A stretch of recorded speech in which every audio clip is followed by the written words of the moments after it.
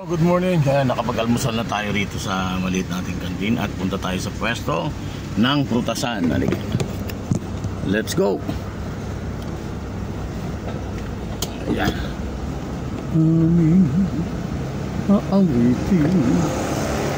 From there, yan yung ating pwesto. Ayan, may mga kumakain pang almusal. Late na kain ng almusal.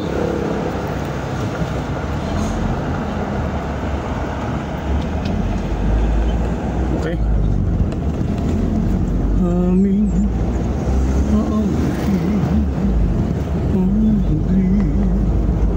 nagdalangin umay payapain from there.